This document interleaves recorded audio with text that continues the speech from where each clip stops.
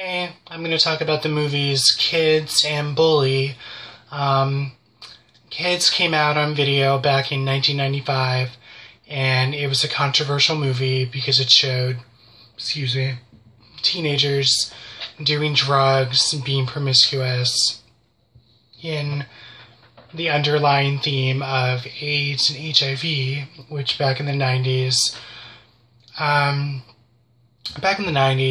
it was still being researched, and people still feared it and still had misconceptions about it.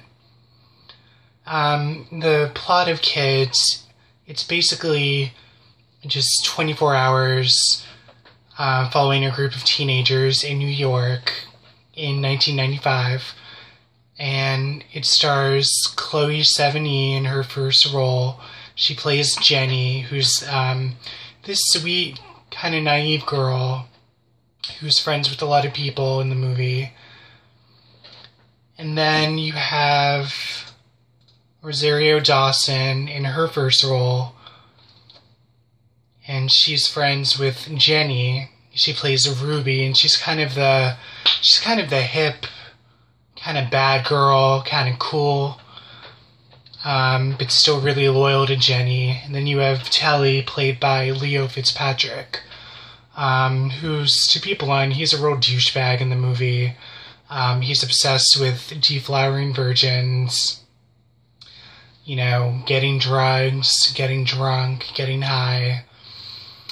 And he's friends with Casper, played by Justin Pierce, who's basically just similar. He's similar to Telly. Sorry about that. You also have John Abrams in his first role, and he plays Steven. Like I said, the movie is low budget, and it's filmed in such a way, it's unscripted, like you're just following the group of kids throughout their regular day. And even though that sounds kind of boring, I thought it was really like a stroke of genius, because back then we didn't have those type of movies as much, with the way technology is now. And it's just interesting watching the movie take place in the 90s to now. And just the way it's filmed, you have all these vibrant and beautiful natural colors, like when Telly and Casper are shoplifting at a little Korean 7-Eleven, and there's a kid stacking up oranges and apples. It's really hard to describe. You'd really have to watch the movie and judge it for yourself, but I just thought it's beautiful the way there's so much symbolism and hues and different colors. And then you have really great music by John Davis and Lou Barlow. And you have classic hip-hop from the 90s, like A Tribe Called Quest and different songs. And some of the music is really haunting, especially towards the end of the movie. Like I said, the movie has a plot line, an underlying plot line about AIDS and HIV, which for the time was really controversial.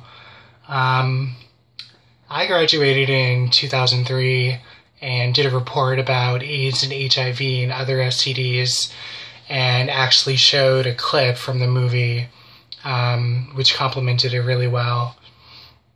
There's a really great scene at a clinic, which I'm not going to spoil too much, but it's a really dramatic and simple scene, but it just speaks a lot of volumes, and you'll know when you see it. Sadly, some of the cast members of Kids went on to obscurity, or a few of them died, like Justin Pierce sadly committed suicide. And I think another one died. Let me me see.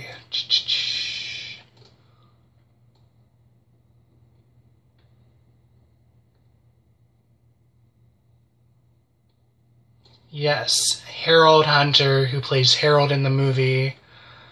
I think he overdosed.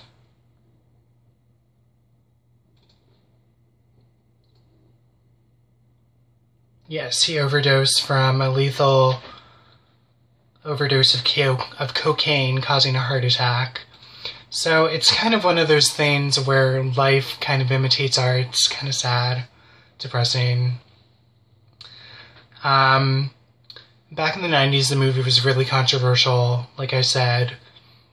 Compared to today, you know, there's tons of movies that has drugs and sex involving minors, like 13, Havoc, or the next movie I'm going to talk about is Bully, which is based on a true story, and it's directed by Larry Clark. And the movie Bully is about a group of high school dropouts and kind of rejects. They take a lot of drugs, they drink a lot, and one of their own picks on them too much, so they devise this half-baked plan to kill him. And it stars Brad Renfro as Marty Puccio, Bijou Phillips as Allie, Rachel Miner as Lisa Connolly, Nick Stahl as Bobby Kent, Michael Pitt as Donnie, Leo Fitzpatrick, who's in Kids, he plays a hitman in this, Kelly Garner as Heather, Daniel Franzese as Derek, he's best known for his role in Mean Girls as Damien. And the movie takes place in Florida. And the movie was filmed in 2001. It's about 115 minutes, unrated. And like Kids, it's a good companion piece because they're both gritty, kind of chilling, haunting. And it kind of makes you wonder, like, you know, what could your kids be up to, or what could your neighbor's kids be up to that you don't know about? Like I said, it's based on a true story. So I'm gonna try not to spoil too much of it. But the movie is unique in that it puts you in the shoes of the main characters and their antagonist, played by Nick Stahl, who, by their accounts, was a bully, and by the real-life material, his friend Marty was also a bully. So you gotta watch the movie, and I recommend reading up on the real case, because the movie kind of paints one picture and the real material paints another, and you kind of you have to decide if you believe the antagonists of the movie, if they're telling the whole story or not.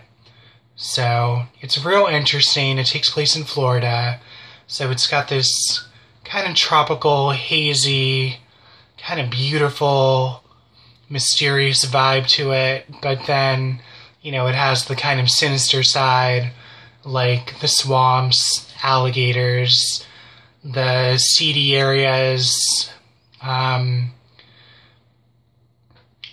shady areas, like where the hitman lives. And each of the kids, even though they're kind of stereotypical, they all bring something to the table. Like Bijou Phillips is really sexy and hip. Rachel Miner is kind of naive and sweet. Donnie, played by Michael Pitt, is kind of stupid but sadistic, and Daniel Franzese's character is also sweet and naive and just looking for a friend, which is why he hangs out with the kids and goes along with the plan. So I recommend watching both movies if you can, and that's it for now. Bye.